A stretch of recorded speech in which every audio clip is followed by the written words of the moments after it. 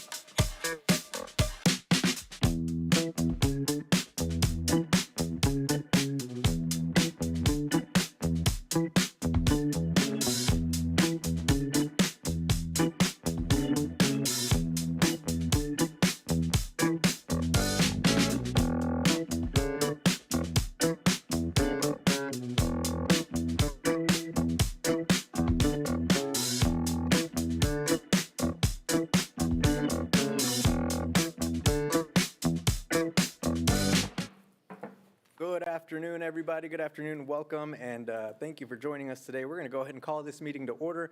Thanks for giving us a couple of minutes of patience as we got settled in. Today is April 12th, 2024. It is 12:02 p.m. We'll call this special board meeting to order. Welcome to my board colleagues, Superintendent Dr. Stubblefield, to our staff, and to all of our guests who are here with us either in person or online. Welcome. As we do at every board meeting, I'll read our board norms and protocols. We agree to respect differences of opinions in making decisions for the district, to follow best practices in managing the superintendent and the management of the board itself, to stay on task when conducting business for the district, including while at board meetings, to never surprise the superintendent or each other when conducting official business of the district, to read these norms at the beginning of each board meeting and at board workshops as a reminder of how to conduct our meetings, and to continually self-check to determine if we're following our norms when conducting district business. Again, welcome everybody. Thanks for joining us. Good to see you all. And with that, Ms. Smith, would you please do a roll call? Yolanda Clark. Maxine Drew. Maxine Drew, present. Randy Lopez. Randy Lopez, present. Robert Mylan Jr. Mylan Jr. present. Wanda Brownlee Page. Wanda Brownlee Page, present. Rachel Russell. Rachel Russell, present. Dr. Nguyen. Dr. Nguyen, present. Thank you. Thank you. Can I get a motion to approve today's special agenda? So moved. Second. Moved and seconded. Any discussion or questions? Seeing and hearing none, Ms. Smith, roll call, please. Yolanda Clark. Maxine Drew. Maxine Drew, yes. Randy Lopez. Randy Lopez, yes. Robert Mylan Jr. Robert Mylan Jr., yes. Wanda Brownlee Page. Wanda Brownlee Page, yes. Rachel Russell. Rachel Russell, yes. Dr. Nguyen. Dr. Nguyen, yes. Thank you. Thank you. And before I continue, I see that Ciel back there, and it reminds me, if anyone needs Spanish interpretation or other language interpretation, I think we do have that available today. Si alguien necesita interpretación en esta tarde, puede levantar la mano y tenemos para que podamos interpretar esta reunión. So if anyone needs an interpreter, please raise your hand, and we do have interpretation available today. Okay, before we get started with the agenda, just a couple of things, board. Again, just thank you all for joining us. Thank you, board, for making time today. I know everyone's busy, so thank you for making the time today. as we continue to discuss our budget and how we move forward with our budget.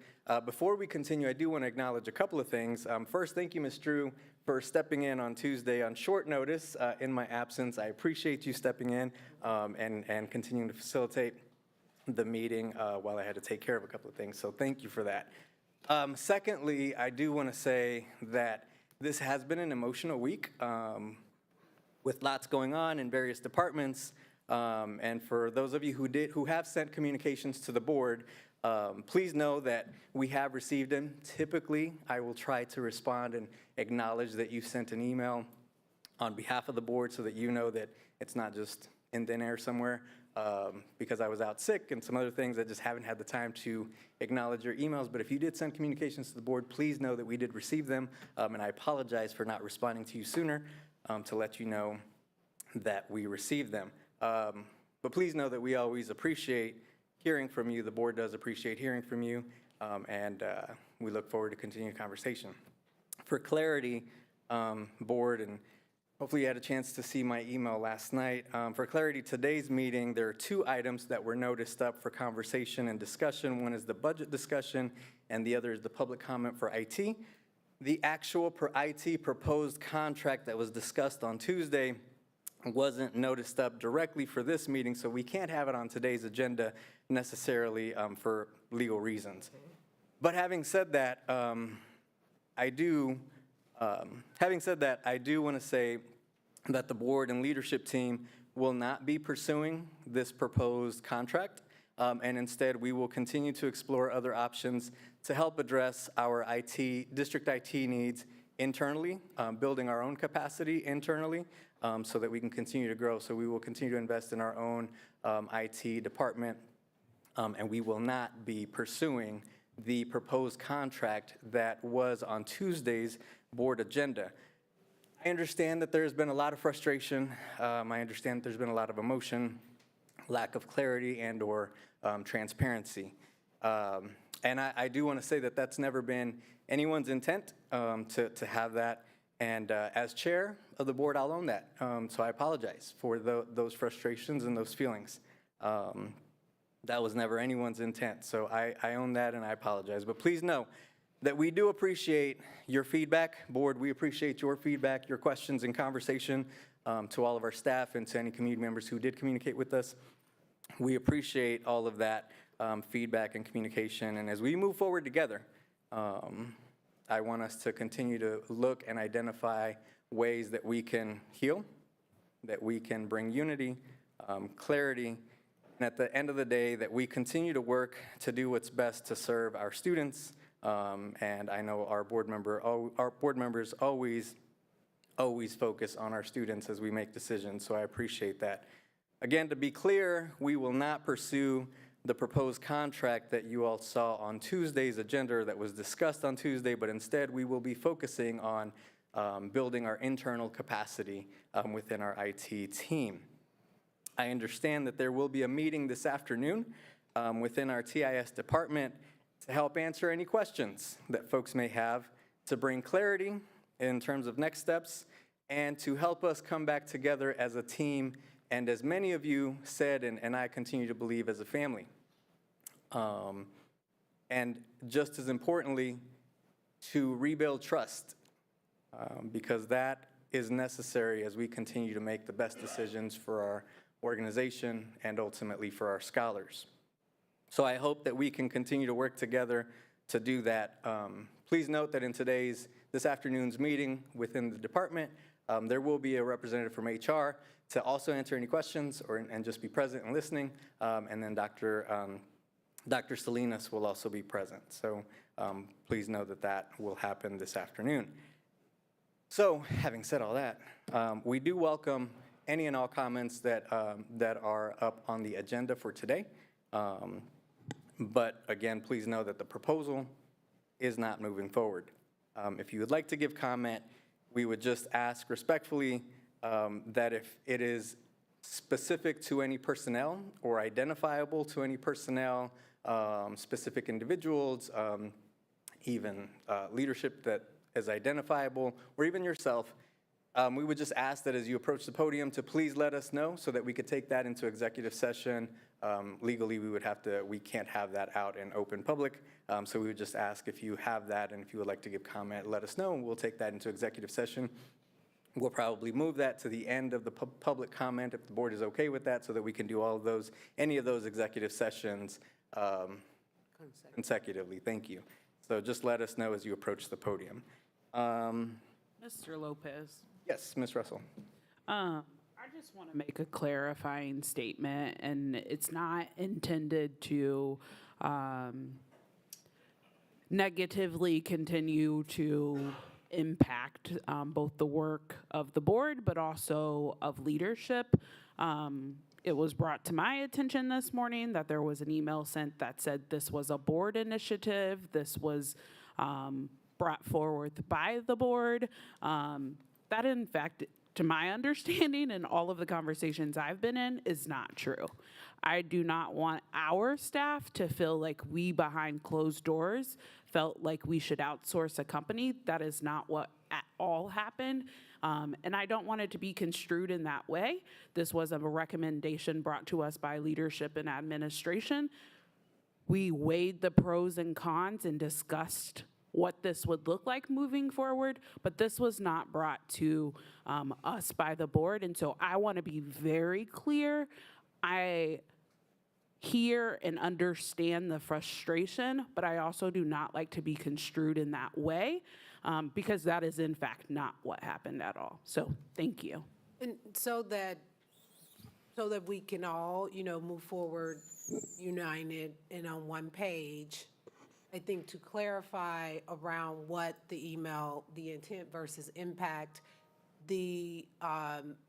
my understanding in speaking with the individual was because of some frustrations at the beginning of the year, and an employee sent an email to a board member, and the board member shared that. That is what it was framed around, but the board never collectively said, please explore this. But it was just the channel of communications of how, and it wasn't the board, it was individual staff members who said some districts look at other components. So that's just being completely transparent. It was never the board initiative. I do think when staff members at different levels don't interact with the board on a regular basis, like myself and other senior leadership, when they hear things or see things, and publicly people often say the board, and the board has not said those things. So I just don't want it to be like, I just want us all to be on the same page regarding that. Rachel is absolutely correct in her statement. I just wanted to give some context and background of where that may have come from. I don't think it's anybody's intent to point fingers or blame anybody. We really are just trying to figure out how do we move forward. Thank you, Ms. Russell, and thank you, Dr. Stubblefield. And again, as chair, I will own it because we can do better collectively. And that's my hope. And so I do just want to again just say thank you for your patience, thank you for your feedback, your understanding, and I'll own that. And I hope that together we can continue to reestablish and build that trust with all of you in our entire district. So that we can work together as a team. So I just wanted to share that before we start off. Again, as a reminder, if you approach the podium to give comment today, if it is regarding specific personnel or identifiable or even yourself, just make it known so that we can then have it in executive session and make sure you have the appropriate time and space to do so. Okay? Thank you. All right, so we will jump into our first agenda item, which is public comment. Again, you will have 3 minutes as you approach the podium. Please state your name, and you'll have 3 minutes to give your comment. If there are any handouts that you have, please make sure that Ms. Smith gets those, and we'll make sure we distribute to the full board. Your time will start after you give your name, and then you start speaking, and then we will continue to move forward. So with that, I would ask Mr. Joshua Cole.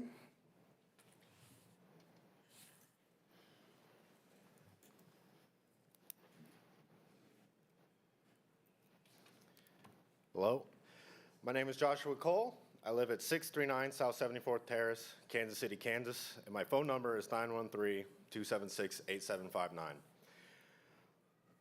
I've lived in the district nearly my entire life. I attended KCKPS and graduated from Sumner Academy, summa cum laude.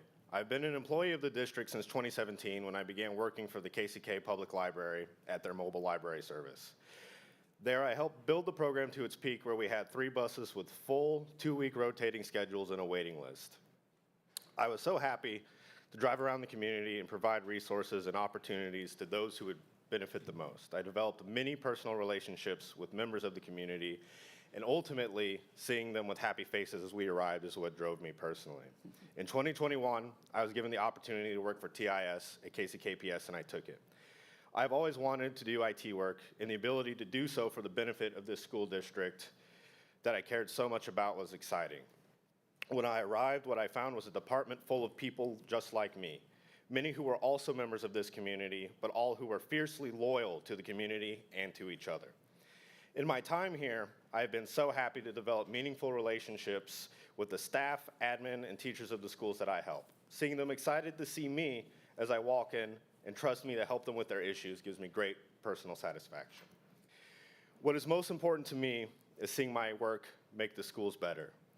Many places that I held in high regard as a child growing up in the district. People who were in the district when I was a child and still remember me as an adult. Leaving my personal mark on a mission that I find so deeply important. It is what drives me to continue every single day. And that's what dollars currently go towards. Member of the community who are happy to put their lives' work towards the furtherance and betterment of said community. People who directly benefit from their own work.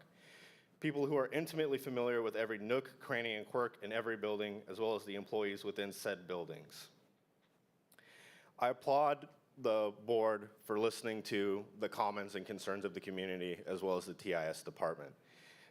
We are a very loyal and honest team, and we're very committed to the work that is done here in the district and in the community as a whole. I hope that we can continue to work collaboratively in the betterment of not only the district, but Kansas City, Kansas as a whole. Thank you. Thank you, Mr. Cole. Next up, I would invite Mr. Jeffrey Storms, and just as a quick note, you don't have to necessarily give your address and phone number at the podium. Just make sure that Ms. Smith has that for our roll, for our records. If you just want to state your name, that's perfectly okay. Just want to make sure that that's known. So, Mr. Storms. I request an executive session. Thank you. Dr. Roxanne Storms.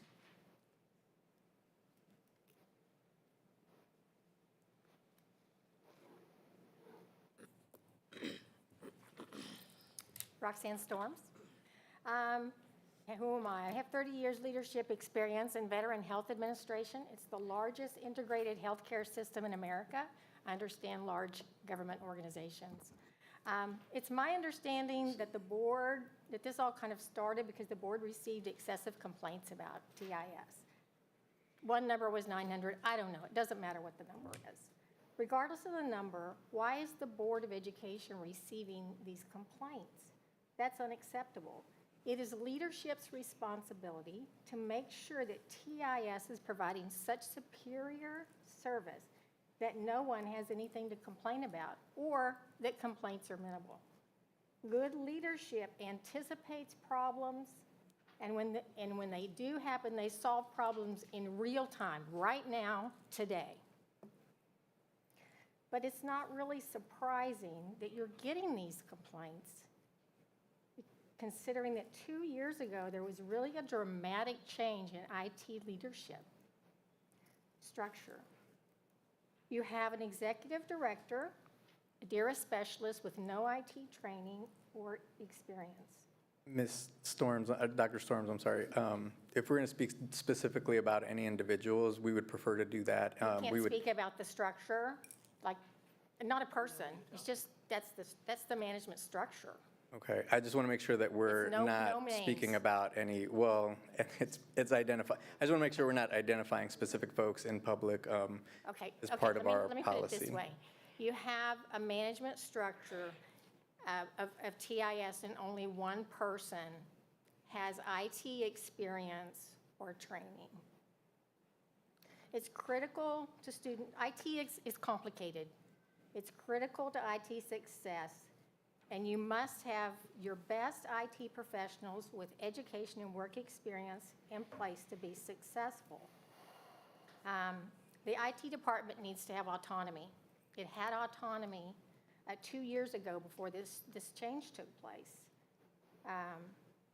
And I would, going forward, it's going to be difficult. This is not insurmountable, but it's going to be difficult to figure out how do we move forward. But I think one thing might be to really examine the management structure to make sure that IT has the people in place so that they can manage the department. And consider separating those functions, considering giving IT autonomy, and supporting its director, and making sure that he has the leadership team around him so that he can provide the services. It's a difficult job. So I would there's nothing personal. You just need to relook at your management structure. Maybe get a consultant in to help you. And you already have the best IT staff right here. Thank you. Thank you, Dr. Storms.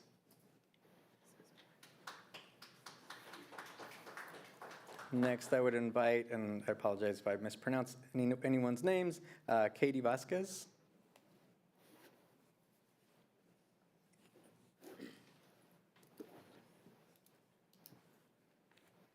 Good afternoon. I have been working for the school district since 2015, give or take a year, as I was also a substitute teacher, and at that point was temporarily outsourced when we went from in-house subs to Morgan Hunter, and then back to in-house for a brief period of time. Since then, I have served in multiple positions within the district and have gotten to experience how diverse our communities are. In each area served, I've come to know the pride and support that makes KCKPS better every day. However, the news that our team was given on Monday of this same week has left us torn. Many team members have come up through the Kansas City, Kansas School District. Many team members are graduates of our schools and live in Wyandotte County. We've grown our roots within our community and our district. The idea that gave this proposal wheels has been missing in all of this, but if the reason is an underskilled team, focusing on optimizing the efficiency and expertise of our existing team would be a wise move. By assessing the capabilities of this current team and adjusting from leadership on down to the help desk and all of the areas in between, we can cultivate a stronger, more self-reliant department.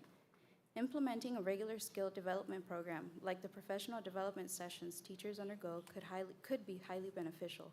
It not only allows for continuous improvement, but also fosters a culture of learning and innovation within the department. Investing in internal training and skill enhancement can lead to cost savings compared to outsourcing, while also promoting loyalty and commitment among our team members. We can become a gold seal team that provides technology services for the Kansas City, Kansas School District, and with it, fulfill our part of the mission to become better every day. Outsourcing not only affects us as employees, but it also disrupts a sense of community and trust that we've built within the district. Thank you. Thank you, Ms. Vasquez. Next, I would invite up. Lopez. Yes. I don't mean to harm, maybe it's me, but I could barely hear her. So do we need to bring the volume up to make sure we're hearing everything? Thank you, Ms. Page. Yeah, just a reminder, if you could make sure you speak directly into the microphone so we can hear you, that would be helpful. Thank you. Next, I would invite Mr. James McCrary Jr. to the podium.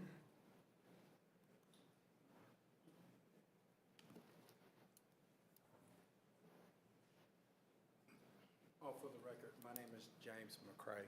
McCray, I'm sorry. It's fine, it's fine. Yeah, James McCray, I started in 1997. Speak, and you can move the microphone a little bit. Okay, it's a little bit close. Okay, can you hear me?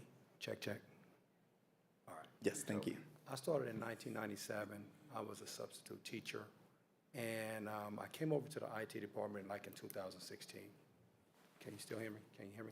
Could you maybe move the podium a little bit, or move the mic? There you go. Okay, can you hear me now? Keep talking. All right, I guess I'll speak a little louder. Keep talking. Okay, I came over to the department in 2016 with the goal to start at the ground level and move up into the upper ranks of management, director, and different things of this nature. I achieved my bachelor's degree in management information systems, but I was cut short. The problem is that in our department, it's a lot of nepotism and a lot of things that go on that are unseen. So it becomes like a hostile environment. And so what happens is these people are against these people and different things like that, and we all need to work together. My ambitions was to come in and try to do an impact and work with the kids. And we also had an intern program a couple of years ago that I was influencing, working with, and two of the people are still here working. Now, they're employees now, they're not interns. But as far as what I was trying to do was just trying to come up, and I was cut short. We need to work on things of, discriminations, nepotism, and things like this, because it's like crushing people's dreams. My actual speech that I wrote, since things have changed, now I'm going by this. But this is a matter that's serious. So we need to diversify this department. We need to bring it up. I mean, it's an unfriendly environment for people that are trying to come up. You got dead-end jobs, you got different things. So we need to saturate it and make it to where everybody is treated equal in this department. Other than that, it's just, us against them. Why is it that we was divided to where these people were staying, these people were not? We should have all just been as a team. I'll never see half the chiefs being cut. So basically, I'm just saying that we need to act together, and we was divided. So that's about all I have to say right now. We need to work on that, and that comes from management all the way down. Thank you. Thank you, Mr. McCray. Next, I would invite up Ms. Anna Heston.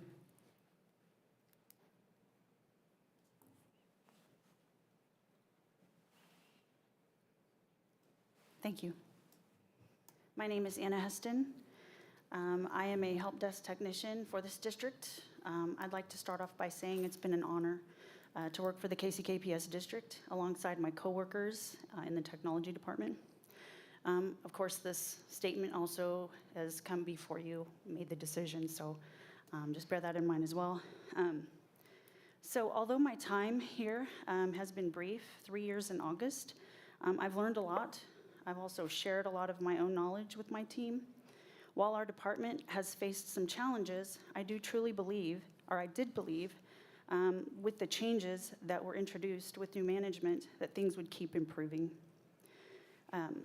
Then, of course, Monday happened. We were told this is it. We would no longer work for the district that we called home. The change that was presented didn't have much thoughtfulness, care, or forewarning at all. It was a huge scare for all of us that were included. Questions were racing through my mind. What about the families that would be affected? Where was the inclusivity on how each of us could have contributed more or given feedback on coming up with better alternatives? Did we not have voices? Had we not been a part of the district family too? If the time isn't taken to ask each person involved for their input, then it no longer aligns with the district's values of being inclusive. While I am grateful that this issue has been dropped, it is scary to think that something like this even took place. I am sure that many of you can agree that were the tables turned, panic would have flooded your minds as well. I believe our department has a culture that can withstand anything at this point. I believe that we truly are a team with the knowledge, experience, and trust from the people that we help every day to continue to serve this district. Thank you for your time. Thank you, Ms. Heston. Invite Miss Sandy Sanderson to the podium.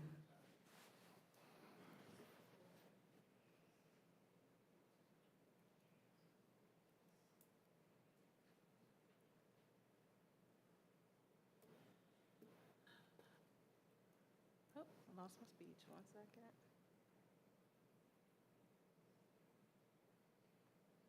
second. Good afternoon. I'm Sandy Sanderson, resident of Kansas City, Kansas. Contact details will be submitted to the board clerk. Board, staff, and community. As a proud Northeast-raised KCKN, my community comment is a rather peculiar one, and I feel obligated to make a personal appearance before you today representing my 3 perspectives regarding the Tuesday's recommended action for the board to outsource IT jobs. Perspective 1, as a secretary of the TIS department whose job was faced with unjust elimination. Perspective 2, as the only Black woman in my department in an organization that claims to celebrate diversity. And perspective 3, as a lifelong community member who not only graduated from a KCKPS school, but also matriculated directly from USD 500 to a 4-year university to obtain my degree.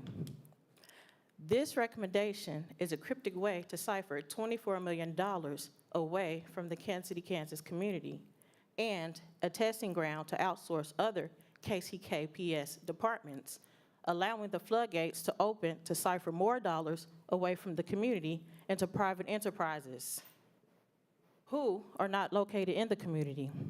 The recommendation to outsource IT jobs. The recommendation was to outsource IT jobs, but I was specifically told that my job as a secretary would be cut along with the IT positions. No one reasonably explained to me how and why my job became a hit target. What was certainly explained to me is this outsourcing was due to one board member pushing for it. However, this doesn't make sense because I know that the board can only act as a legal quorum, and no individual board member has the authority except when they are meeting as the Board of Education. Simply put, there has to be a structured delegation of power and a separation of power before one board member can have the authority to act in this recommendation such as this. So the question becomes, am I a targeted subject in a covert operation? Is someone attempting to flex their power and authority against me? I believe so, due to passive-aggressive behaviors directed towards me that I will not discuss in this venue. I understand the entire school district's daily operation relies heavily on its technology team. This understanding became explicitly clear to me in 2016 when 6 in-house techs were abruptly and quietly dismissed. This incident marked the beginning of a year-over-year downward spiral trend that the district's technologies in the district's technology operation. I respect the private sector, but USD 500 must strive to be innovative in creating jobs to ensure that it's operating as a fiduciary and giving back to the KCK community. Ms. Sanderson, I'm sorry, we're at time. Can I have just 15 more seconds, if that, please? Board? Yes. Thank you. I have seen the TIS budget for the past 11 years and can attest that the requested $24 million to cover IT outsourcing is significantly higher than the actual cost of maintaining in-house staff, even considering the redundancy of hefty salaries. The math is not mathing. I think the question should be, where is the real point of failure? Thank you.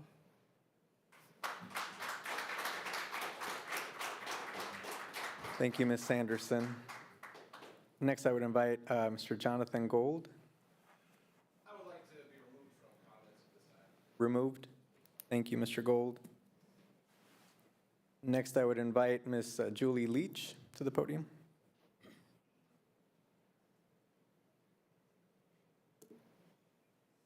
Good afternoon, Board. Leslie should have my contact information. I stand before you as a community member, as a parent, and as an employee of this district for almost 24 years. I have seen both of my students thrive in KCKPS. I've also seen our TIS struggle to keep up with the number of requests due to inadequate staffing that has occurred over the last many years. I'm asking the Board of Education to work diligently to adequately staff our TIS department. Since the one-to-one initiative in 2007, KCKPS has continued to add thousands of devices. However, the number of staff supporting these devices has barely changed. In comparison, KCK's TIS department has approximately 28 to 32 staff members for 21,000 students and 3,000 staff, or approximately 1 tech person for every 800 users. In comparison, Blue Valley, which has a very similar student to staff count, has almost 60 techs in their tech department, which means a 1 to 420 user to tech ratio. Olathe has 70 techs, and Shawnee Mission has 55. It is no wonder our tech department struggles to keep up with the tickets, specifically at the beginning of each school year. Even with a small team and a high number of help requests, our TIS department continues to work to support the needs of our staff and students. As one of the only 2 technology integration coaches here in Kansas City, Kansas, it is vital that I collaborate with TIS. From text messages trying to solve a problem in the moment at a school during instruction, to joining web calls with TIS and vendors to ensure students have access to resources, I lean heavily on my colleagues in TIS to help solve problems quickly, to ensure students and staff can use this technology that we have provided. In order to continue to provide high-quality service to our staff and students, we must increase the number of people supporting them. We are a family and pride ourselves in being a family. As a member of the family, year after year, I see a group of people struggle to keep up with the amount of work in front of them. Based on the numbers referenced previously, our TIS department hasn't been adequately staffed for years, which has been and will continue to be a problem if not addressed. As an employee, especially one that works directly with TIS daily, I am extremely concerned that the lack of staff needed for TIS to function is continuously glossed over. I encourage the board to continue to look at options. Could we have student interns, a student-run help desk, work with local colleges to bring interns in? I hope that the Board of Education asks all of those questions and more. And in closing, I just continue to ask the Kansas City, Kansas School Board to adequately staff the TIS department so that we can support our staff and students. Thank you.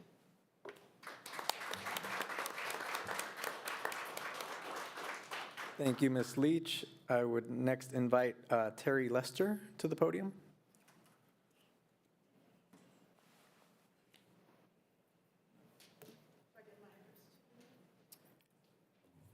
We'll make sure the board clerk gets that from you, Ms. Smith. Thank you, Ms. Lester. Thank you. Okay, so I'm just going to read this so I don't go over time, because you know how I am. My name is Terry Lester, and I have taught business at Washington High School for the last 8 years. Before I became a teacher, I spent 7 years as administrative officer at KU Medical Center for the Department of Preventive Medicine and Public Health, about 150, well, 100 when I started, 150 when I left. I supervised administrative employees, managed accounting and grant administration, and managed all personnel HR functions, well, not the hiring, firing, posting job descriptions, coaching employees, performance improvement plans. I did all of that for the faculty who had research assistants and other employees working for them. Part of my job was to investigate and improve workflow processes for our department, as well as contributing to various organization-wide initiatives to streamline and improve the delivery of services and to create systems and procedures to use employees' time more effectively and to improve employees' job satisfaction and overall well-being. this is to show you that I know what I'm talking about, or I think I do at least. For this issue, most of what I'd heard and read about the dissatisfaction with TIS seems more to be systemic issues, not worker failings. With a dramatic backlog of open tickets, I mean, which is more likely, that 30 workers suddenly become unable to handle their jobs, or that the systems of allocating tickets to workers was not managed well? I could go on, but I have 3 minutes. And what I just want to say is, based on my experience, I believe that it's quite likely that in this situation, the line workers have become scapegoats for problems that are entirely beyond their control. And I wonder if you've considered outsourcing management. And I just wonder if people understand, like, motivation, how employees, what makes employees work well. I worked with, the faculty I worked with did not go to PhD school to be like supervisors. And so that was why I ended up doing so much of the coaching for them.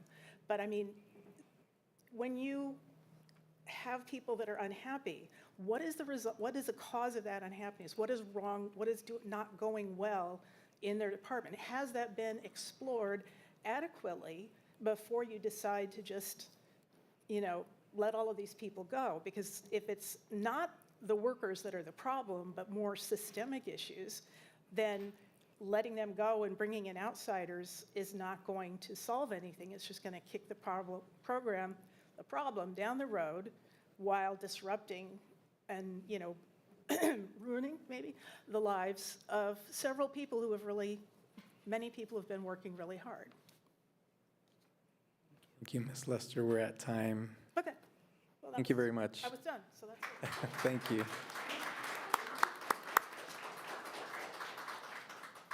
Next, I would invite up Ms. Clara Valdivia. She actually wanted her comment to be read. She submitted a comment to read, for us to read. Do you want to read that? The board okay with me reading? That's fine. Comment? Okay. From Ms. Clara Valdivia. I'm writing this because of concern about privatizing TIS, specifically the hardware technicians and help center. These employees of the Kansas City, Kansas public schools have proven their dedication to the children, families, and coworkers throughout the district. Kansas City, Kansas public schools has always given a small home type feeling to all of its employees, even if we are a large school district. Everything has always been in-house, which makes it give back to the community in which we are all working to make our community grow. I worked at the help desk for 17 years and retired from that position. There are bonds, a networking of people we make with each other, teachers, administrators, and on a more personal level than a company from outside could ever give. When I need anything from TIS, the response is immediate, so I do not understand positive and professional why outsourcing would be a positive move. Thank you for listening. Thank you, Ms. Valdivia. Next, I would invite Erin Mock to the podium.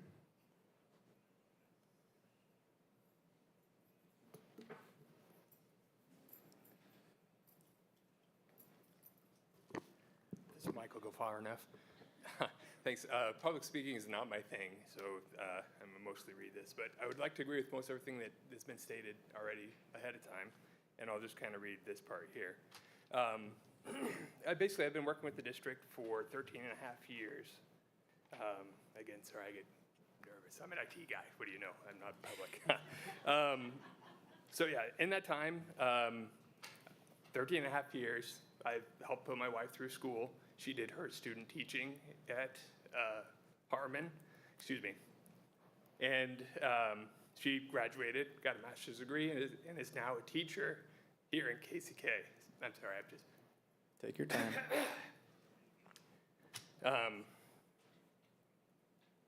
And so we moved to KCK. We bought a house in KCK. We now have 2 native DOT residents that are my children, and this is our, sorry. Take your time. You want it, man. Ms. Smith.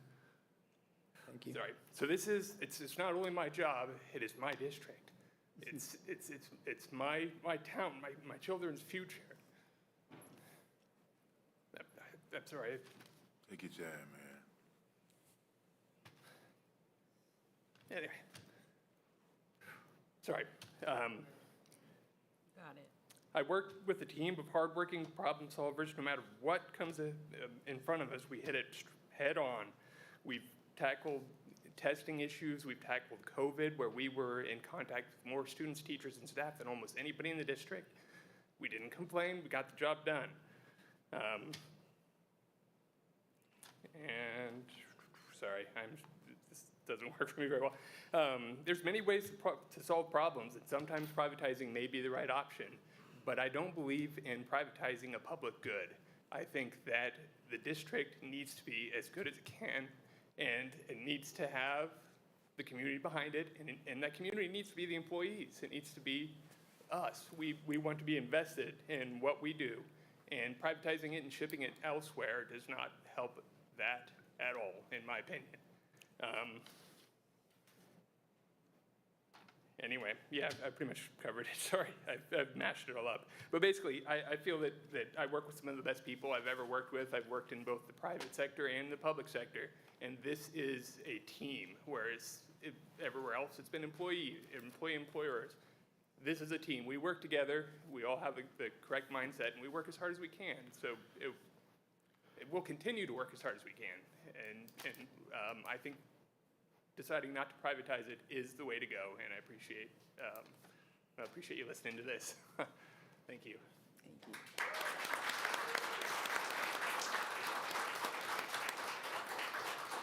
Thank you. Thank you, Mr. Mock.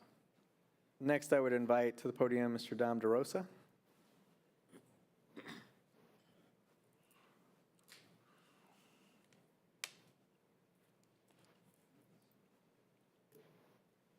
Good morning, Dom DeRosa representing the NEA KCK. I'm here today, as I said, to represent the members of NEA KCK and to advocate for all educators and employees in our district. Our work as educators are deeply entwined with the lives, well-being, and success of our students. And I want to bring to your attention the concerns we have about the decisions being made regarding staffing and budget. If not carefully considered, these decisions can significantly impact the very reason we are all here, our students, our children. The proposed changes to outsource the TIS and any department or services will have far-reaching consequences, particularly for our students. This decision involves diverting public funds to private companies with private interests and profit-motivated priorities, which we believe is not in the best interest of our students. Such decisions widen what appears to be a growing gap between the educators and the students who rely on them for their daily success. We acknowledge that outsourcing labor may be suitable in some limited situations where there is clearly no nexus to students. But in most cases, and certainly for our in-house TIS professionals and other service-related providers, we believe an authentic connection to our students' daily needs is crucial. We've recently experienced harmful impacts of outsourcing the special ed services. Despite promising to fill important positions, we have unfilled roles, and students are being supervised and instructed by outsiders. It's evident that the promise of outsourcing has failed, and we are in no better position than we were before. As an advocate for all students, I believe that outsourcing has made it even harder for our special education students to be successful. Our district has also outsourced health services. Again, the evidence is clear. The costs of those services have quickly exceeded the budget allocation. While we continue to look outward for these kinds of services, our staff, our students, and their families suffer the consequences here, inside our buildings and our facilities. We have evidence that insourcing our work can positively impact our students. Several years ago, TIS developed a student intern program. This program allowed students to connect with their talents and interests and increase their enthusiasm for coming to school, and also demonstrated to both students and their families the value we place on supporting our students as a community of learners. As a district, we espouse that every employee should be committed to the achievement and well-being of our students. How can outsourcing align with this aspiration? However, outsourcing labor to private entities whose priority is their own benefit and interest makes our task of ensuring that every student achieves their best more difficult. So I strongly urge you to stop outsourcing as a solution to solve labor shortages. The empty promises of short-term gains do not solve anything, but they do deprive the students of learning, connection, and opportunities to achieve. It's high time that we put in the hard work of making our most valuable resource, our staff, the priority for ensuring that every student succeeds and we close that achievement gap. Thank you for your time.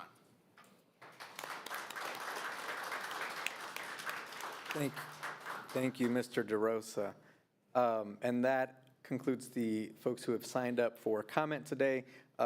We do have an executive session. So board, I would ask for a motion to go into executive session for 5 minutes with the board, Mr. Goheen and Mr. Storms. I think it should be more than 5. At least give the man 10. The only reason I was saying 5 is everyone's allowed 3, and that gives us time to transition and so that equal time for everyone. But it's the will of the board. That's the only reason I said 5. But whatever the board wants to do. I was going to say that I would suggest we start with 5 and then we move forward with respect to what you said. Everyone else only had 3 minutes today. And if within that room we decide we need more time, I'd be willing to support that as well. Is that a form of the motion, what she just said? I don't think anyone's made a motion yet. That's just the discussion. Okay, well, why don't you put that in the motion? Put that in the motion that you just said. Well, I put in motion, and I know everyone else had 3, but I think the issue may be a little bit bigger, and I just don't want to keep running back and forth. At least give the man 10 minutes, and then if we need even more time, let's do that. But I'd like to make a motion that he has 10 minutes. I second that. There's a motion and a second to recess to exec session for 10 minutes. Is there any further discussion or comment or question? Discussion there. Yes, and I just want to clarify, the conversation over here is that we will allow 10 minutes, but there may be 10 minutes out. There may be a few of those minutes outside of that. That would just be the board. And so I will support the motion as well. Any other comments or feedback, questions? So that a motion was approved? Not yet, we have to vote. Yep, it's on the floor for discussion. Okay. Any other discussion? Seeing none, Ms. Smith, roll call, please. Yep. Yolanda Clark, Yolanda Clark, yes. Maxine Drew, Maxine Drew, yes. Randy Lopez, Randy Lopez, yes. Robert Mylan Jr., Allen Jr., yes. Wanda Brownlee Page, Wanda Brownlee Page, yes. Rachel Russell, Rachel Russell, yes. Dr. Nguyen. Dr. Nguyen, yes. Thank you. Thank you. Ms. Clark, I will send you a Zoom link so that you can zoom in to the exec session. Thank you. I was looking forward. Thank you.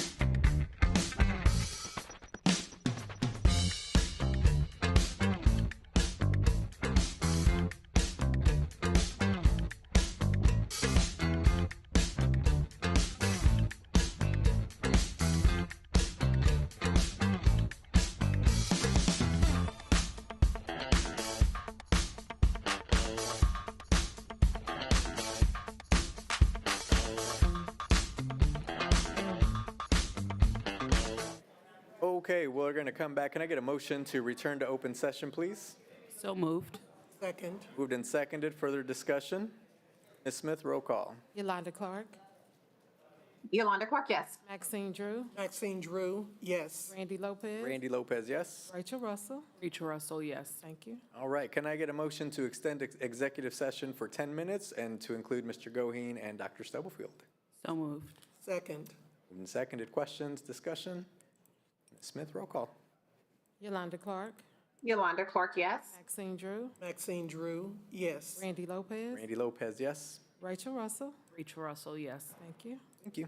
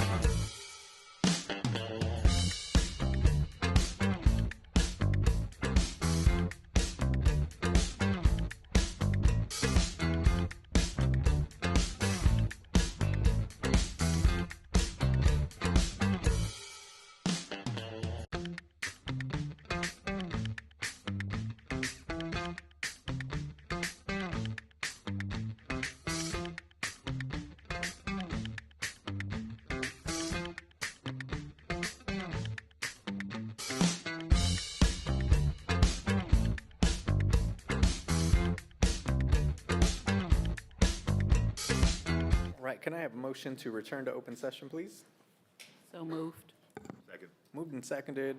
Questions, discussion? None. Ms. Smith, roll call. Yolanda Clark, Yolanda Clark, yes. Maxine Drew, Maxine Drew, yes. Randy Lopez, Randy Lopez, yes? Robert Mylan Jr., Allen Jr., yes. Wanda Brownlee Page, Wanda Brownlee Page, yes. Rachel Russell, Rachel Russell, yes. Dr. Nguyen. Win, yes. Thank you. Thank you. We're back in open session. I do just, again, want to say thank you to everyone who has come and shared today. We appreciate anytime we do have public comment, so thank you for coming and speaking and sharing and allowing us space to have conversation. As we normally do with public comment and board comment, I do just want to remind you that someone will be reaching out to you to follow up with your comments and to see if there's anything additional that you needed to share or that we needed to follow up on. So someone will follow up. If you don't need follow-up, that's fine, but someone will reach out to you from our team. Okay, next board on our agenda is item 3 for us to continue our conversation on our budget. It is an ongoing conversation about how we get to a final budget. You have some documents that were shared from previous board meetings and that are in board docs today. I think today we will just continue to discuss what it looks like for us to move forward in this budget. I don't know if there is a budget presentation in the in board docs. I'm not sure, Dr. Stubblefield, was anyone going to go through that specifically? So Ms. Kaiser is here, but it's the same presentation from the previous meeting. The information that you all have, and Ms. Kaiser or Mr. Isnar will chime in if I'm wrong. We have put out to each department a target number to get to the amount, but I'm gonna let Ms. Kaiser talk about it because she'll tell you where we are. Some departments are larger and it takes a little more time, so we've given a update of the ones that we have, but I'll turn it over to her because I'm gonna mess it up. And then right before you start, Ms. Kaiser, board, I did email you. Ms. Smith did send out kind of the board budget where we are on some of the line item budgets. Earlier today, I sent out kind of budget versus actual year-to-date as of 1/29/24.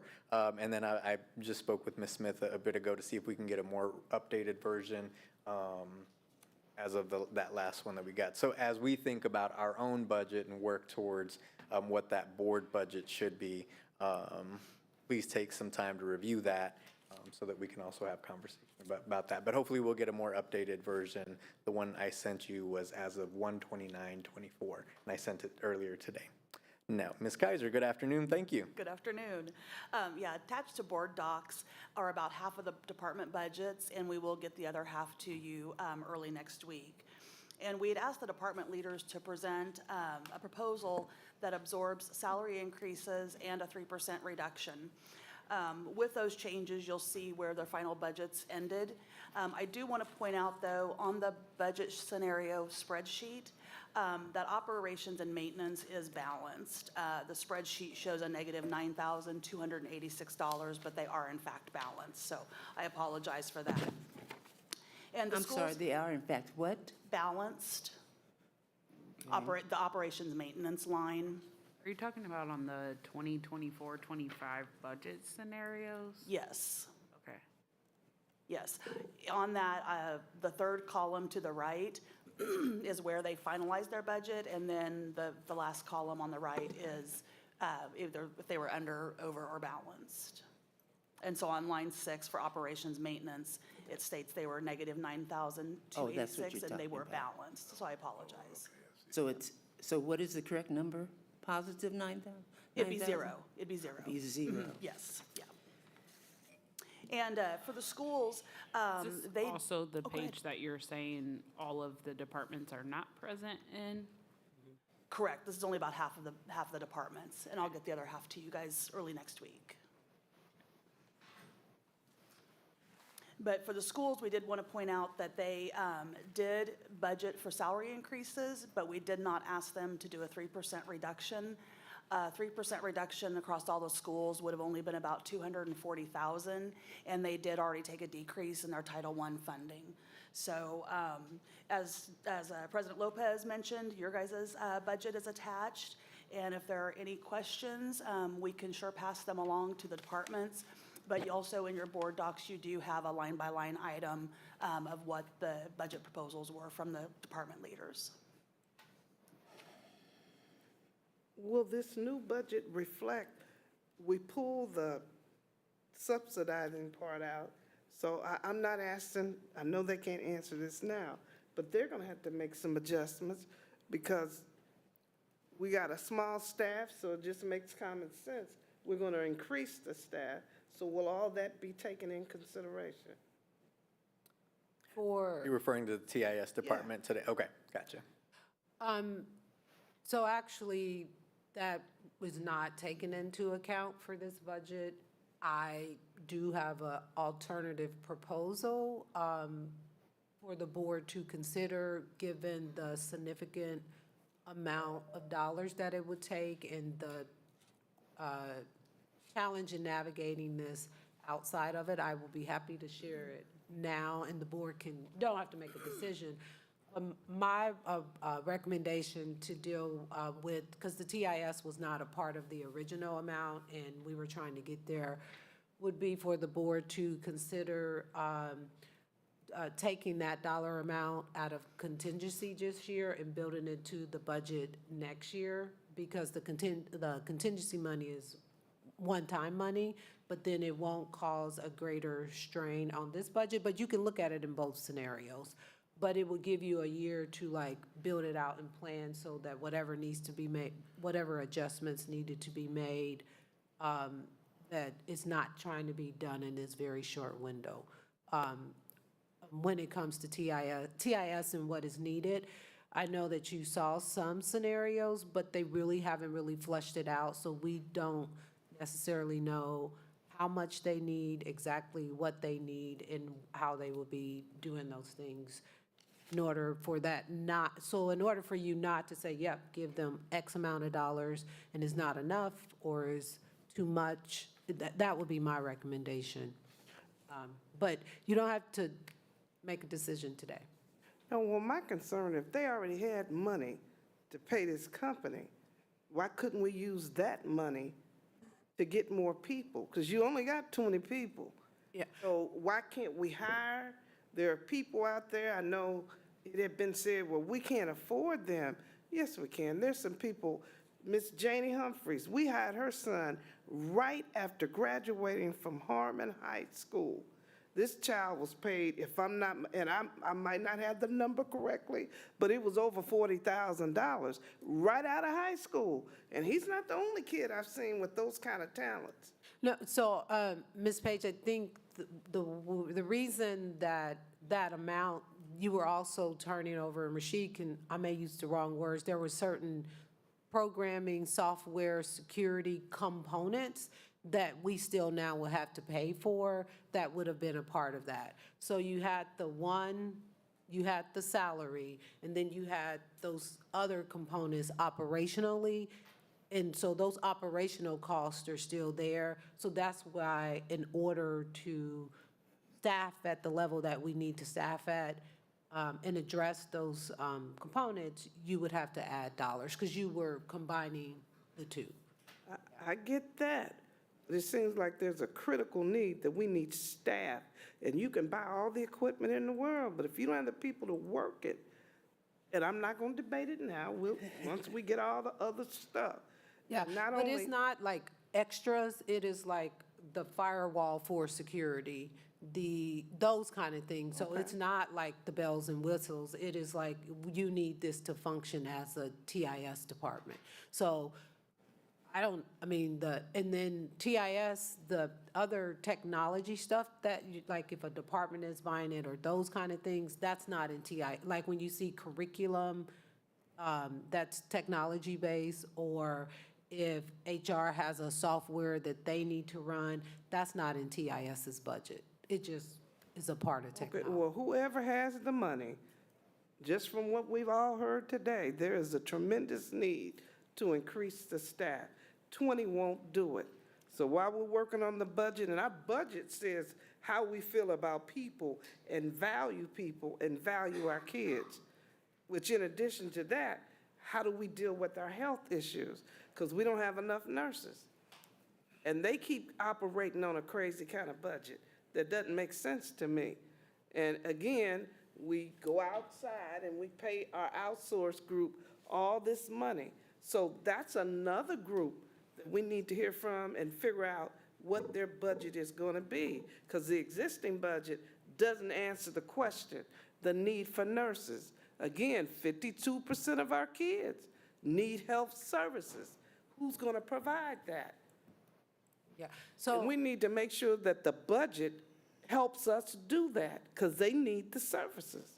so what is shared with you today is the impact on the other department's budget to get to the, is it $8 million, Ms. Kaiser? So that is the impact on the other budgets. When you look at it, we don't have all of the budgets, so we'll get all of that, and then you'll have that number, and however you choose to allocate that $8 million, that would be the will of the board. There are some things that you already committed it to, and if you were to want to change that, you absolutely can, with the exception of health insurance, the salaries for those covered in the notion. So none of those decisions have been made.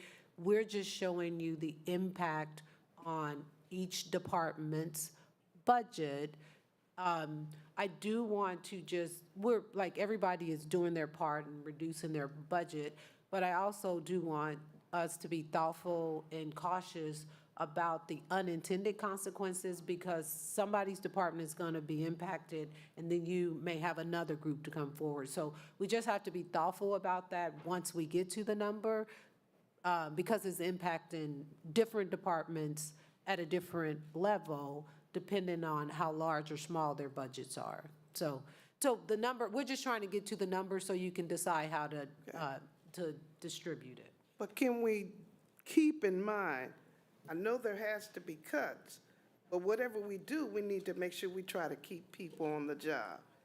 Maybe it may not be in that department, but you got a job, and that's what we need to keep in mind. We keep saying family. We want to make sure we love on each other and do what we need to do to help each other. Yeah, thus far, most departments are trying to do it, unless they were already planning a restructure, just because position shifts or those kind of things that was happening outside of the budget. Most departments are trying to do it without impacting people. For some departments, that is not possible, and they may have unfilled positions, and so they're looking at what that looks like. But yeah, people are keeping that in the forefront of their mind.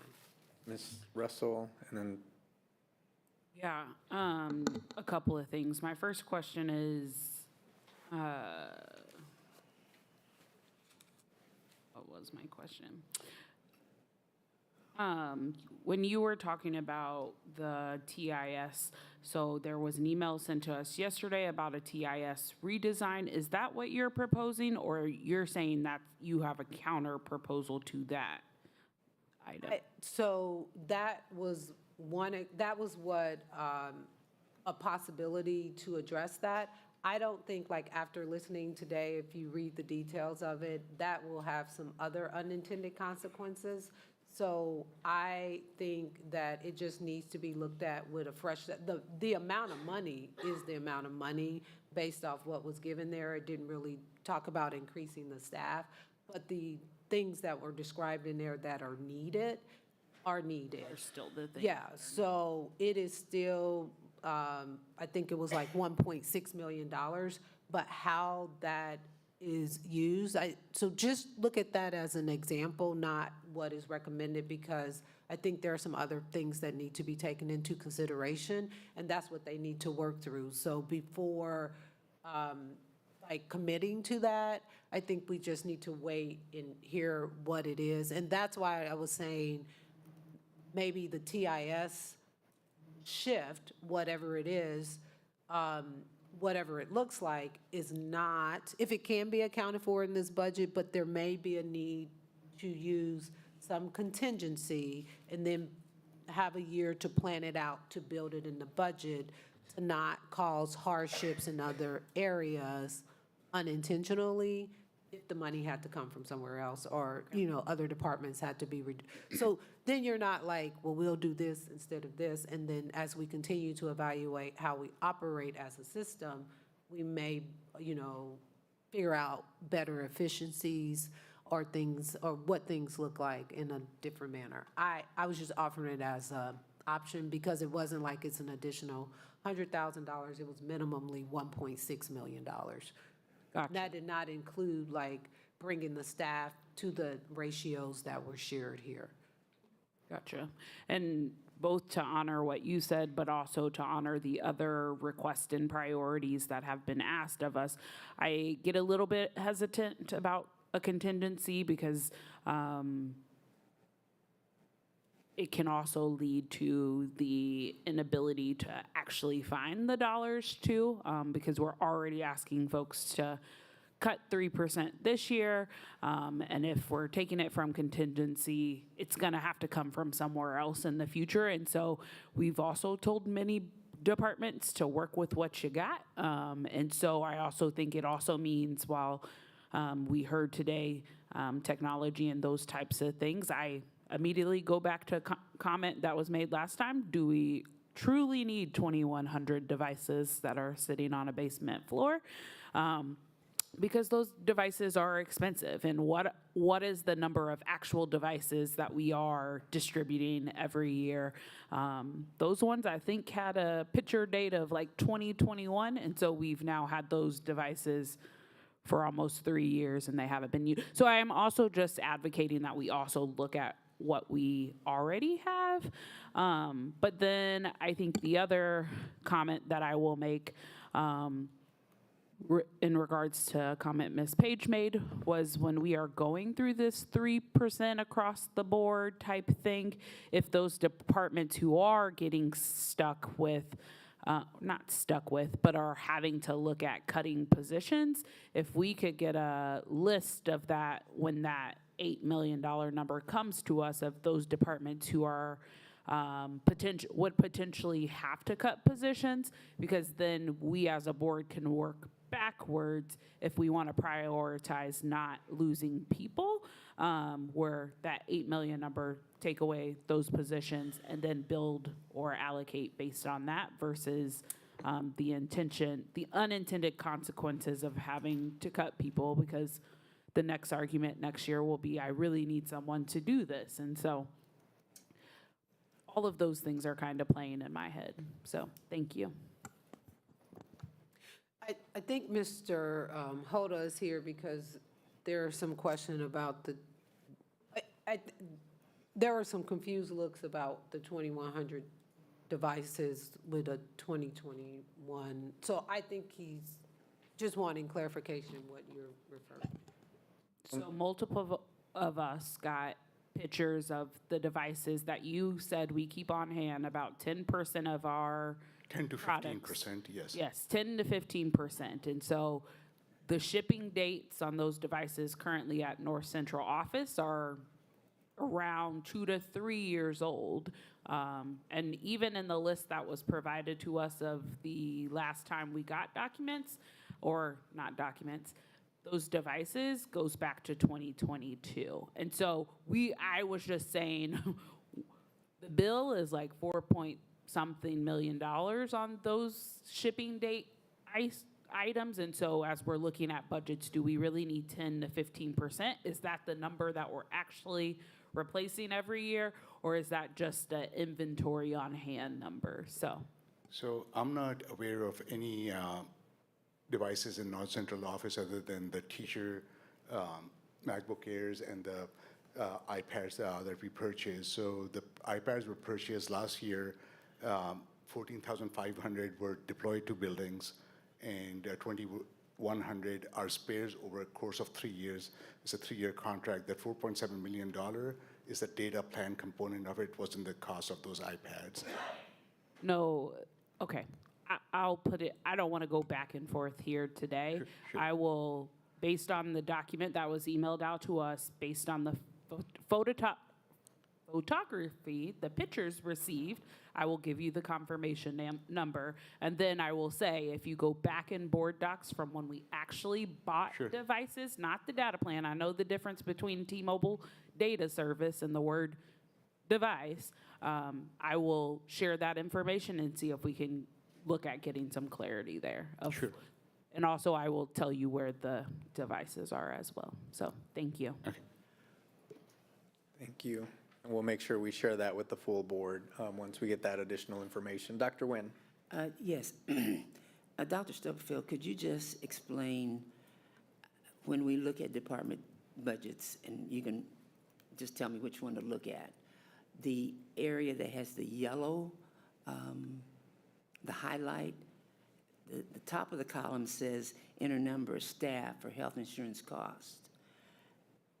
Is this, or is Ms. Kaiser answering it? Are I'm you just- looking at the spreadsheet or the presentation?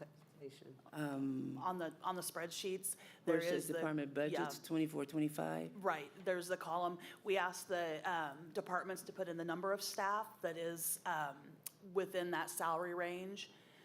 So then it auto-calculates the cost of health insurance for them. But I know that's been a question also over the years, is how many staff does this include? If you see $200,000 worth of salary, Right. how many people is that? And so that is what the yellow number is as well, for your information. Okay. And does this or does this not Must be in the email. take care Sorry, of? Dr. Nguyen, if you can, Tracy or Ms. Kaiser, could you clarify which, because I'm looking for which document that is. I don't think all of us are looking Any at the same. department budget No, no, has. no. Oh, the budget, okay. Right, the actual department budgets. Gotcha. And those are in the library, in the board library, not in the attachments. Okay, Correct. that's where I'm there was sorry, some yes. confusion. Right. Thank you. Sorry about that. So as we evaluate these, in the highlighted, these are departments' estimates of the number of employees? Correct. Well, number of staff. Right. Okay, so does this, then I guess for you, Dr. Stubblefield, does this reflect collapsing any, expanding any? Yes, I did put notes on them, I believe. If, for example, there was 2 departments, I believe, that had vacancies that they were going to be able to not fill. And so Okay. you'll see those notes on there. Okay, It should be right below the highlighted one, if they were able to reduce the number of staff through vacancies. okay. And I can specifically let you guys know what those are. I just don't want to put any information out there that may not happen. Okay, all right, thank you. Additional questions? So I think what will be helpful for us is, because different departments are still working through those, and we'll add the rest of them by early next week, is the plan. And then once you have all of the individual departments, we will put it all on one sheet so you can see it. And at that time, we will, based off of what was in the presentation, of allocate, like those things that are set, including the salaries, then you would see what was left. And we can definitely say, here's our recommendation of how to make these things happen that you said are a priority, and then adjust based off of your feedback. Or we can, and that's what we'll plan to do, just so you'll have somewhere to start. Yes, Ms. Russell? Dr. Stubblefield, was the ESSER $3 where I saw from KSD the allocation was extended until July 1st of 2025? Is that true for all ESSER $3? Ms. Kaiser is coming to answer that question. Just stay up here. I'm getting my exercise. It's good, get my steps in. I have heard that on and off. We will have spent all of ours by September 30th anyway, through the last retention payment that you always already approved. So we won't have any need to extend it, even if it is a possibility. Okay, so, okay. question I have, and I have shared this, is I would like to see the current allocations that are unspent at this time. I don't know when the last time we got the ESSER update report. I believe I've seen it in 2024, but I will have to go back and look. I would maybe say the board spend some time, if the funds are available to be expended through July 1 of 2025, that we look at that and potentially explore. I don't think we're at a place where we can't change things if it's been extended, just based off of my brief acknowledgement. But if you could confirm or not confirm whether that is the true statement, and then if we could see an updated expenses that are allocated versus expenses that are actually already in motion. Sure, absolutely. Does that make sense what I'm Yes, saying? Yes, Okay. and next week is the quarterly report that's due, excuse me, for as of March 31st. So I'll be sharing that in the Friday update. And then along with that, I can show you beyond the quarterly report, what has been committed, and then what those balances are. Okay, thank you. Sure. And how would we know how let's say, the salary, if there's 2 or there's 5 people, how would we know each of those salaries? We could provide that information to you, of course. Are you referring back to the budget or? Right, I'm just looking at department budgets. I'm just, Yeah, we looked at we provide staffing lists to the department leaders, and then they were able to reflect on those and then add the salary increases to come up with those numbers. but how would we know? We can provide you any information you'd like. Okay. Is it not on the second tab where it says staffing, or did you collapse it? I'm not in that. No, I just did the PDF, so we could do a PDF of the staffing as well. Okay, okay, sorry. I was looking at their budget when I saw the Gotcha. 2 Yes, theirs lines. is in Excel, no. yeah. And then thinking about, sorry about that. I caused confusion. Okay, are there additional questions or additional information? So it sounds like we're going to get the complete list of those department budgets next week, early, mid next week, and they'll be put into a document including the staffing salary. So there's some additional information coming, along with some of the information needed as we make decisions on how much is needed for TIS or nursing or any of the other departments, so that we can continue to make decisions. But board, is there additional information that would be helpful for us as we begin to make some of the decisions that we need to, that hasn't already been provided or isn't forthcoming in the next week? Anything that we feel is missing, that we'd like to request? Ms. Russell. Can you take me down the lane of what's next? So, or maybe just make sure I have a good understanding. So we're going, by the end of next week, to have the rest of the department budgets.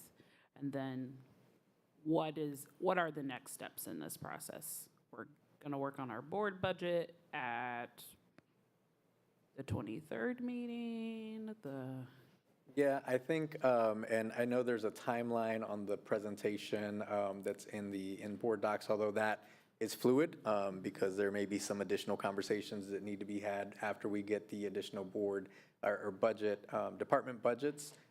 So there may or may not be a need for some additional, either special meetings, or if we don't want to talk budget in normal board meetings, to find additional dates to have these conversations. So I think it's, A, to your point, Ms. Russell, is getting the additional information.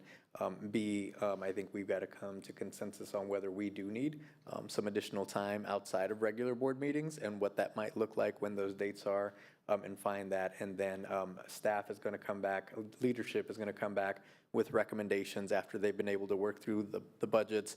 We'll have an opportunity to then review that, give feedback, guidance, questions on what's being recommended, and then have that next step so that we can continue to make decisions. So it's all, I think it's fluid back and forth, but I think to your question, getting the information will likely, if I were to guess, have to find an additional date to then, for us as a board, to have conversations about what's being shared with the board and how we move forward with the budget.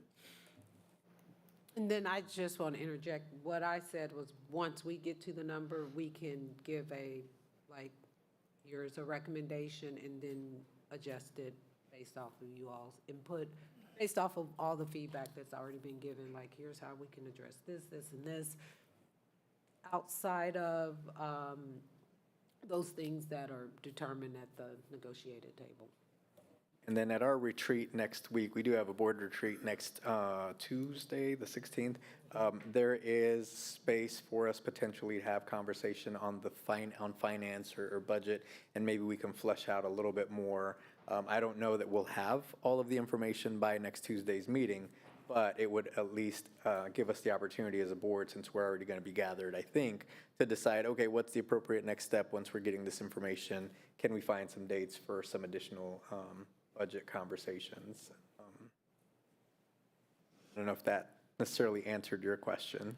Yeah, I mean, where I'm at is I just don't want us to get to the point where we feel rushed. Like, I'm thinking about all of our other commitments. The only other meeting I see on the calendar between now and June is April 23rd, which is a meeting that's already got 1,000 other things on it. So I'm just trying to make sure that it doesn't come. Say it again. You have April 30th. For what? So we've got the upcoming meeting, April 16th, which I was is our just retreat. going off of what you referred to on the Right. presentation. Yeah, no, I hear you. So we've got an upcoming board retreat on the 16th, and then we've got a regularly scheduled board meeting, the 23rd, which I'm guessing we're not going to touch budget in that meeting. It's in the evening. The consensus is to not do that. There's a lot on there. There is a follow-up board retreat on April 30th, where we're doing our self-evaluation, but there may be space to also continue conversation on the budget. But I think you're right. I think that's why we'll probably have to find some additional dates in May as we continue to work through this budget, so we're not just waiting until June and then having to feel rushed. I don't want us to feel rushed to do that, to make any decisions. So Yeah, and I think for me, the place that not to feel rushed is also comes from a place of people, if unfortunately we get to a point where there are positions cut or there are positions being added in order to be prepared for the school year, like, we got to give adequate time. So that's just my thought. Thank you. no, that's a great suggestion, Ms. Russell. I think we'll look at we need to look at our calendars, and I would, if we're going to do some meetings, to your point, earlier in May would be helpful, if not finding some additional dates in April if we can, although that's coming to an end soon. But yeah, Dr. Nguyen. And I just would add the global discussion of the building needs, putting it all together and looking closer at, we got a good feel for the high level, but have we looked at individual building needs? I don't believe we have. So that's that. Thank you. Additional comments or other needs from the board? We're running up on time, but I do want to make sure if there are other conversations, needs from board members or the board. Okay. As always, if there are further questions, and as staff and leadership, thank you, Ms. Kaiser, Mr. Isnard, for putting this information together. Please share questions with Dr. Stubblefield. Be on the lookout. Ms. Smith, would you just give us a heads up once all that information is put together and available for the board to look at, so we have time to review all of that. And if there's no other questions or discussion, that brings us to the end of our agenda. Again, just a reminder, we do have a board retreat next Tuesday. Hopefully that's on your calendar, and the agenda will go live today. So be on the lookout for that. So with that, this meeting is adjourned. Thank you, everybody. Have a great Friday and weekend.